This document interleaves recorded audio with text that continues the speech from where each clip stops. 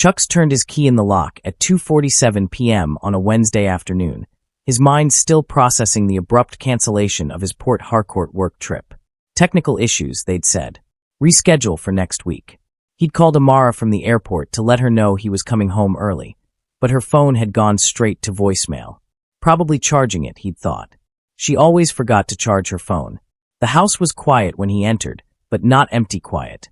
There was a presence to the silence, a weight that made him pause in the foyer with his overnight bag still in hand. Then he heard it, laughter drifting down from upstairs. Amara's laugh, the one she used to give him when they were dating, breathy and intimate. And then another sound, a low masculine chuckle that made every muscle in Chucks's body go rigid. He knew that laugh. He'd heard it at barbecues, at football matches, at his own wedding. Sam, his best friend since university. His children's godfather. Chucks's feet moved without conscious thought, carrying him up the stairs he'd climbed thousands of times, past the family photos on the wall. His wedding day, Amara pregnant with their first child, the four of them at the beach last Christmas. Each step felt like walking through deep water, everything moving too slow and too fast at once. The bedroom door was ajar, and through the gap, Chucks could see the foot of his bed, the expensive duvet Amara had insisted they needed, the one with the silver threading that caught the afternoon light. He pushed the door open. The hinges creaked, that sound he'd been meaning to oil for months. Two faces turned toward him in perfect synchronization. Sam, shirtless, frozen in the act of reaching for his clothes. Amara, her eyes going wide with horror, scrambling to pull the sheet up to cover herself. For a moment, the three of them formed a tableau, a photograph of devastation that would be seared into Chucks's memory forever. His knees buckled. Actually buckled, like his legs had forgotten how bones worked.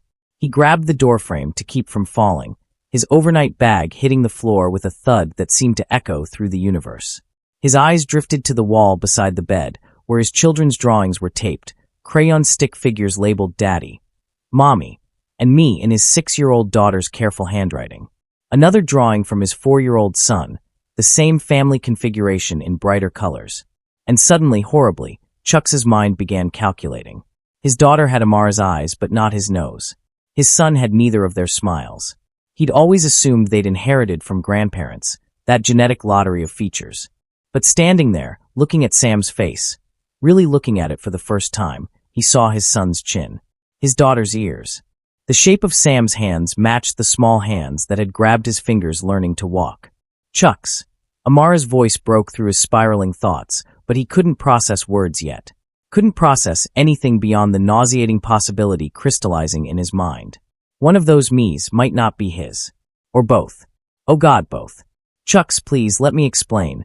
Amara was out of bed now, wrapped in the sheet, reaching for him with one hand while the other clutched the fabric to her chest. Sam had his pants on, was pulling his shirt over his head with shaking hands, his mouth opening and closing, but no words coming out. Chucks held up one hand. Just one hand, palm out, and both of them stopped moving. Stopped talking. The silence that filled the room was worse than shouting would have been, worse than rage or violence or any normal human reaction. It was the silence of something fundamental breaking, a silence so complete it had texture and weight. He walked to the closet with mechanical precision, pulled out his old duffel bag from university, and began packing. Underwear, socks, shirts. His movements were methodical, almost robotic. Amara followed him around the room, her voice rising in pitch with each plea. It was a mistake, Chucks, please, it was just one time. Please don't do this, think about the children. Chucks, please, we can fix this, we can go to counseling, please just talk to me. Sam tried once, his voice cracking. Man, I'm sorry, I don't know what. Chucks turned his head slowly, his eyes meeting Sam's, and whatever Sam saw in that look made him stumble backward and fall silent. It was a look that said, I don't know you. I never knew you. You're dead to me. All communicated without a single word. Chucks zipped the duffel bag, slung it over his shoulder, and walked out of the bedroom. He passed the children's rooms. They were at his mother's for the afternoon. Thank God they weren't home for this, and paused at the top of the stairs. His phone was in his pocket. He pulled it out, looked at it for a long moment, then set it carefully on the hallway table. He didn't want to be reached, didn't want to be found, didn't want to exist in the same reality where phones rang and messages came through and life continued like normal. Halfway down the stairs, Chucks realized he was barefoot. His shoes were by the front door, but his feet had carried him this far without them. And somehow putting on shoes felt like too much civilization, too much pretending the world made sense.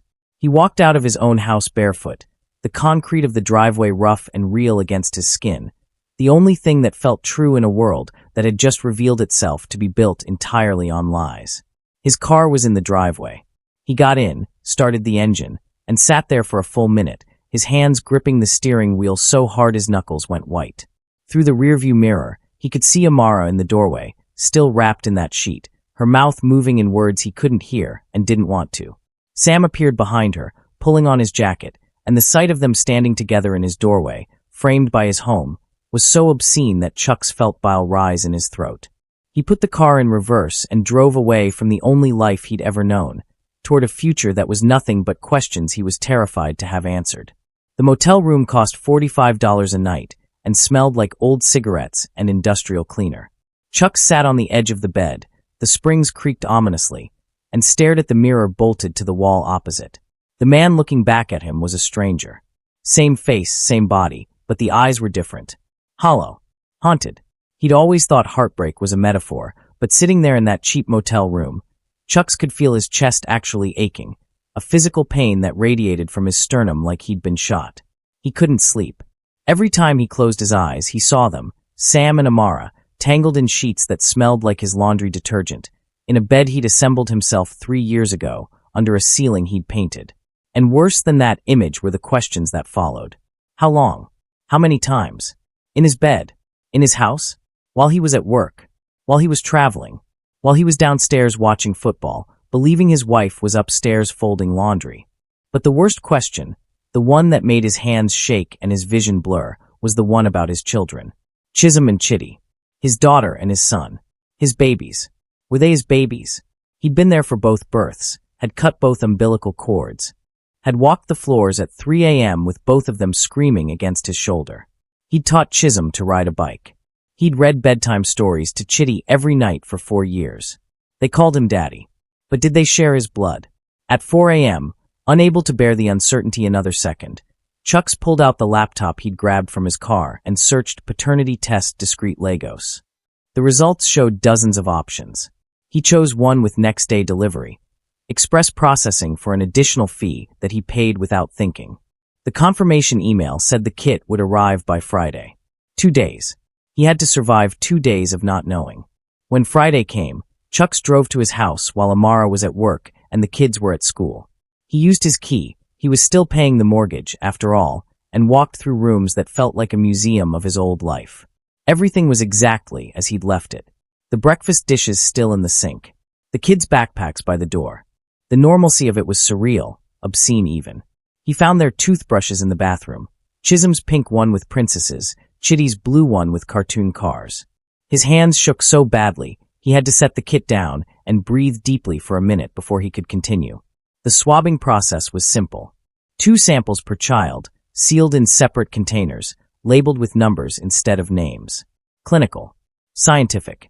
The opposite of fatherhood, which was supposed to be about love and trust and certainty, not laboratory results and probability percentages. Before leaving, Chuck stood in the doorway of his children's shared room. Their beds were made. Amara was meticulous about that. Stuffed animals lined up. Books on shelves. He'd built those shelves. He'd painted these walls. He'd assembled every piece of furniture, hung every picture, created this space with his own hands because he'd wanted his children to have the perfect room. But maybe they weren't his children. Maybe he'd built this shrine to another man's bloodline. The email arrived 9 days later. Subject line: Lab results, case hashtag A47293. Chuck stared at his phone screen for a full 5 minutes before opening it. His thumb hovered over the notification, and in that space between knowing and not knowing, he existed in a quantum state where his children were simultaneously his and not his, where his entire life was both real and a lie. He opened the email at 6:23 a.m. on a Saturday. He was alone in the small apartment he'd rented week to week, coffee growing cold in his hand, Legos traffic already humming outside his window. The attachment was a PDF, professional letterhead, charts and numbers and scientific language. And at the bottom of each report, in bold text that seemed to burn into his retinas: probability of paternity, 0%. Conclusion: The tested man is excluded as the biological father. 2 reports. 2 children. 2 identical conclusions. Not one. Not even one. Chuck set his phone down very carefully on the table, as if it might explode if handled roughly. Then he sat back in his chair and stared at nothing, his mind absolutely blank, a white noise of denial that was the only thing standing between him and total collapse. The sun rose fully, painting his small apartment in shades of gold and orange. Beautiful in different light. Chucks didn't move. Couldn't move. The coffee went from warm to room temperature to cold. His phone buzzed with messages. Amara, probably, or his mother, or work. But the sounds came from very far away, from a world he no longer inhabited. 6 years. 6 years of fatherhood erased by 2 pieces of paper and some statistical analysis. 6 years of loving children who shared none of his DNA. 6 years of being deceived so completely, so thoroughly, that his entire identity as a man, as a husband, as a father, had been built on lies. And Sam, his best friend, his brother in all but blood, had known. Had known every time he came to their house for dinner. Had known every time he played with the kids, calling them godchildren, while they were actually his children. Had known and said nothing, done nothing, continued the deception year after year after year. When Chucks finally moved again, it was nearly noon. His body ached like he'd been in a physical fight. He picked up his phone with numb fingers and opened his contacts. Sam's name was right there, saved under brother from another mother, with a photo from their university days, both of them grinning, arms around each other's shoulders, young and stupid and believing friendship meant something. Chucks deleted the contact. Then he blocked the number. Then he opened WhatsApp and deleted their entire conversation history. Thousands of messages spanning 15 years of friendship. Then he blocked him there too. And on Instagram. And Facebook. And everywhere else their lives had been digitally entangled. Each deletion felt like performing surgery on himself without anesthesia. Necessary. Agonizing. Final. Amara's contact stayed on his phone, but only because divorce required communication. He changed her name from My Heart Red Heart to simply Amara. No emoji. No affection. Just a name attached to a number attached to a person who'd destroyed him. Sam called anyway, somehow getting through on Chucks' work phone 2 weeks after the DNA results. Chucks saw Sam Okafor on the caller ID and nearly didn't answer. But something, maybe morbid curiosity, maybe the need for confrontation, made him pick up. Man, we need to talk. Sam's voice was strained, pleading. What happened? It was a mistake. A terrible mistake. But we can fix this, you and me, we're brothers, we can. You're right, Chucks interrupted, his voice so calm it surprised him. It was a mistake. The biggest one of your life. Because now you have 2 children you'll never be a father to, and I have 6 years I'll never get back, and Amara has a destroyed marriage. So yes, Sam. It was a mistake. Your mistake. Live with it. Chucks, please, just let me explain. Explain what?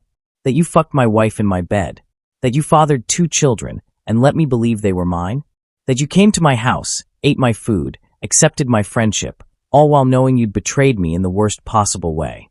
Chucks' calm was cracking, rage bleeding through. What exactly do you think you can explain that would make any of that acceptable? Sam was crying now. Chucks could hear it in his voice, the wet hitching sounds of a grown man sobbing. Once, that sound would have moved him. Once, he would have done anything to help his friend. Now, it just made him tired. I never meant for it to happen. It just, things with Amara and me, they just happened. And then, things with Amara and you? Chucks repeated slowly. So it wasn't just that one time I caught you. It was ongoing. A relationship. An affair. The silence on the other end was confirmation enough. Chucks felt something cold and hard settle in his chest, displacing the last remnants of the man he used to be. How long, Sam? How long were you sleeping with my wife? 7 years. The whisper was barely audible. It started 7 years ago, before Chisholm was born. Chucks, I'm so sorry Chucks hung up. 7 years. His entire marriage had been a lie. Every family dinner, every holiday, every milestone contaminated. He stood up from his desk, walked to the bathroom, and vomited until there was nothing left. Then he washed his face, straightened his tie, and went back to work. Because the alternative was collapse, and collapse was a luxury he couldn't afford. Not yet. First, he had to dismantle the life those 2 had built on his back. Then he could fall apart. 3 weeks later, Chucks was called into his CEO's office. He'd been expecting termination, His performance had been erratic since the discovery, his usual sharp focus dulled by the constant background noise of betrayal. Instead, Mr. Adeyemi smiled and gestured to a chair. "Chucks, I'll be direct. We're opening a new regional office in Lagos mainland, and I want you to head it. Regional director, full relocation package, 30% salary increase. What do you say?" Chucks stared at his boss, his mind struggling to process this unexpected turn. A promotion. Now, when his life was in ruins. The irony was so perfect it almost made him laugh. "When would I start?" 2 weeks. "I know it's fast, but you're the best operations manager we have. This office needs someone who can build from the ground up. Someone trustworthy." That word, trustworthy, hit different now. "I'll do it," Chucks heard himself say. "I'll take it." Mr. Adeyemi's smile widened. "Excellent. HR will handle the details. Congratulations, Chucks. You've earned this." Walking out of that office, Chucks felt the first genuine emotion he'd experienced since the DNA results: determination. Not happiness, not pride, but the cold, hard resolve of a man who'd just been handed an escape route and fully intended to use it. He would relocate, start over, build a new life in a new part of the city where Amara and Sam didn't exist, where he wasn't the man whose wife cuckolded him with his best friend, where his identity wasn't defined by betrayal. That night, he visited his mother. She took one look at his face and knew something catastrophic had happened. Chucks told her everything: the affair, the DNA results, the 7 years of lies.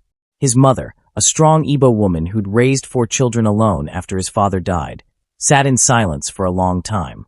Then she slapped her own chest, her eyes blazing with tears and fury. "They spat on your name," she whispered. "On our family name. On everything we taught you about honor and integrity." "Mama, I don't know what to do," Chucks admitted, his voice breaking for the first time since this began.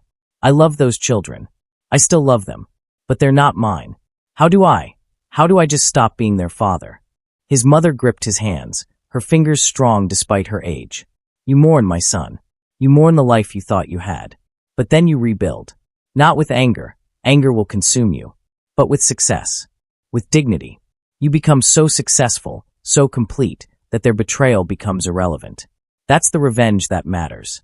Living well. Living better. Showing them what they lost when they chose deception over truth." Chucks nodded slowly. His mother was right. Rage would destroy him. But success, cold, methodical, undeniable success, that was something he could build. That was something he could control. He left his mother's house with a plan crystallizing in his mind. He would take the promotion, move to the new place, cut all ties except the legal ones required for divorce. And he would build himself into someone so fundamentally different, so clearly evolved beyond the man they'd betrayed, that looking at him would hurt them more than any words ever could. The universe, Chucks discovered, had a sense of irony. 2 months after his relocation to Lagos mainland, after he'd moved into a modern apartment with floor-to-ceiling windows and a gym membership he actually used, after he'd thrown himself into work with monastic focus, he received a message from a mutual friend. "Have you heard about Sam? His business is collapsing." Chucks hadn't heard, hadn't wanted to know, but curiosity made him look. Sam's construction company, which had been thriving, was suddenly hemorrhaging clients. Permits were being delayed. Suppliers were pulling out.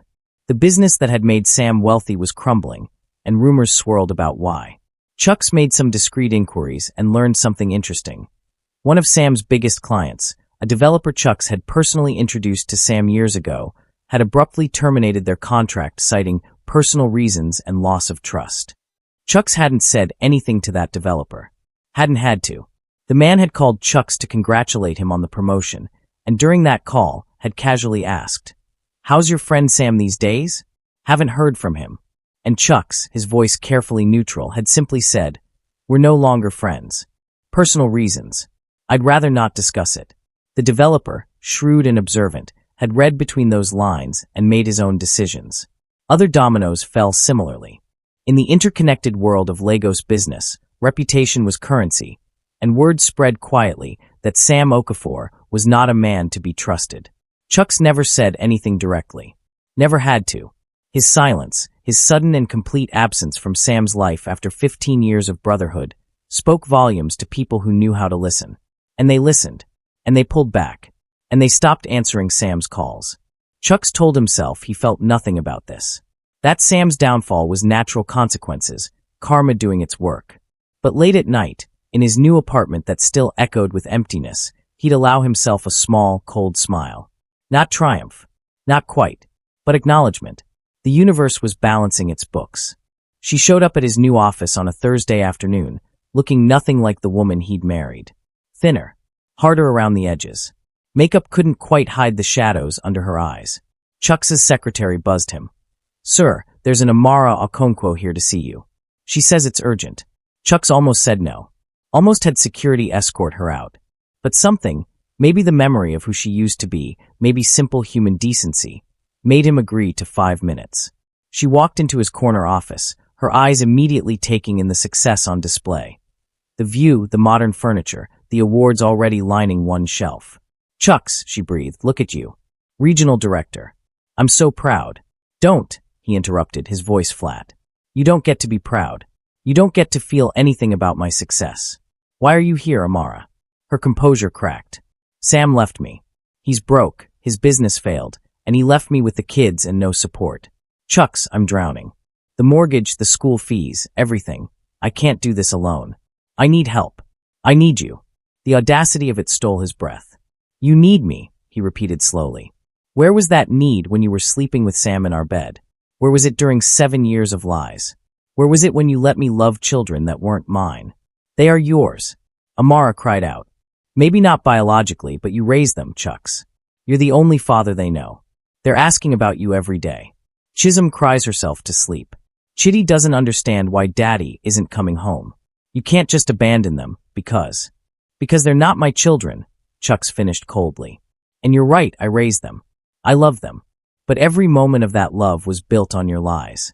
You took my devotion, my trust, my fatherhood, and you used it to cover your affair. So no, Amara. I'm not your backup plan. I'm not your safety net. I'm not the man who saves you from the consequences of your choices." She tried to touch him, reaching across his desk with a desperate hand. Chucks leaned back, physical distance between them, and something in his face made her withdraw. "I'm sorry," she whispered, putting. "I know that doesn't fix anything, but I'm so sorry. I was weak. I was stupid. I destroyed everything good in my life. But please, Chucks, if not for me, then for the kids.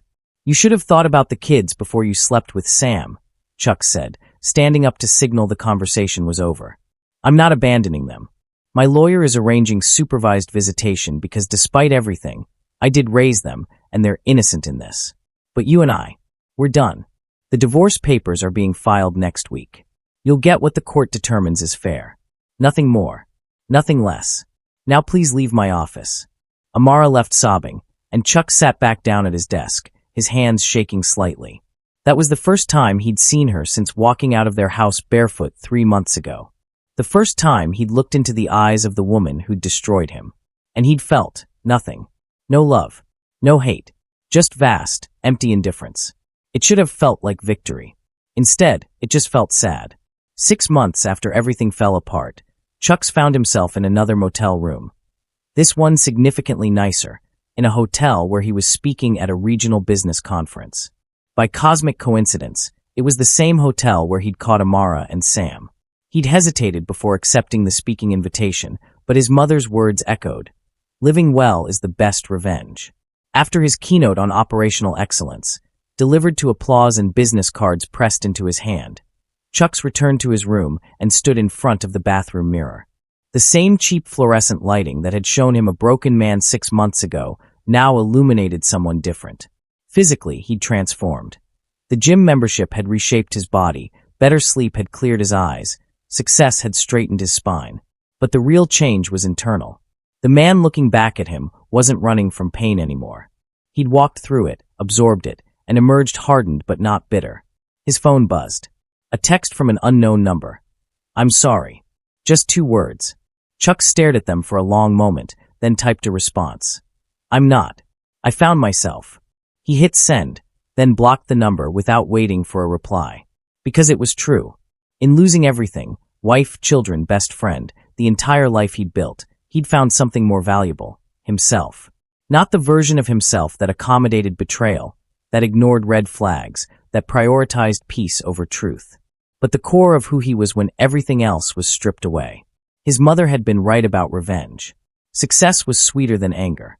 Walking into that conference as regional director, shaking hands with industry leaders, being respected and valued for his competence.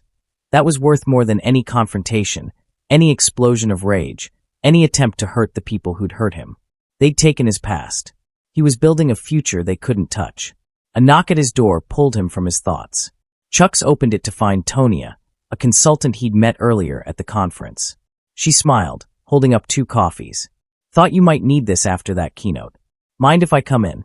I have some ideas about your operational framework I'd love to discuss. Chuck stepped aside, welcoming her in. They talked for 3 hours, about business, about Legos, about building something meaningful in a world that often felt chaotic and cruel. Tonia had her own story of betrayal, an ex-husband who'd drained their joint accounts and disappeared. She'd rebuilt too, had climbed back from nothing to something substantial. We're not broken, she said as the night grew late. We're reborn. Stronger. Clearer. Better. They weren't dating. Weren't even flirting, really. But sitting there, talking to someone who understood resilience, who'd faced devastation and chosen to build rather than collapse, Chucks felt something he hadn't felt in months. Hope. Not for romance necessarily, but for the future.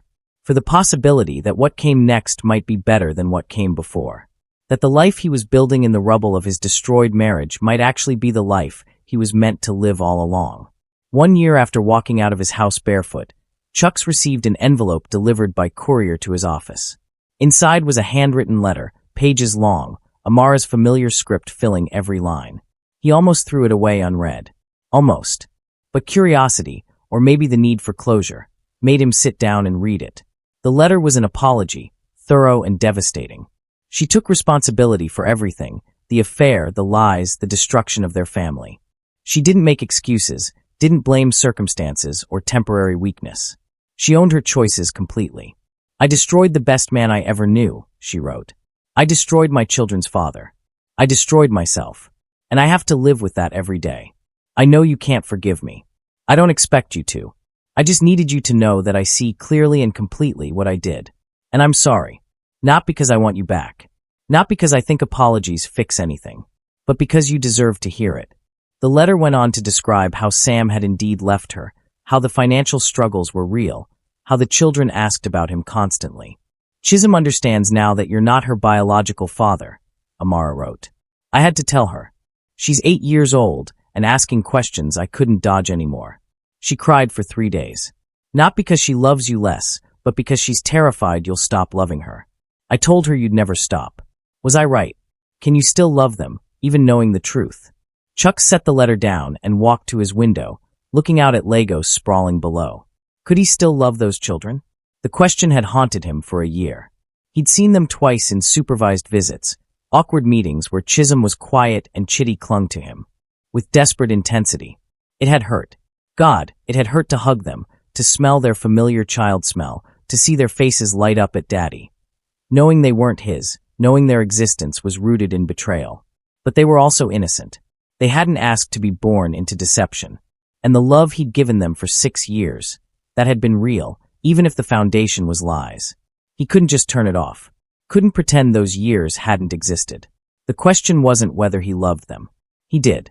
The question was what to do with that love, how to maintain connection without allowing Amara back into his life, how to father children who weren't his without betraying his own healing. He called his lawyer.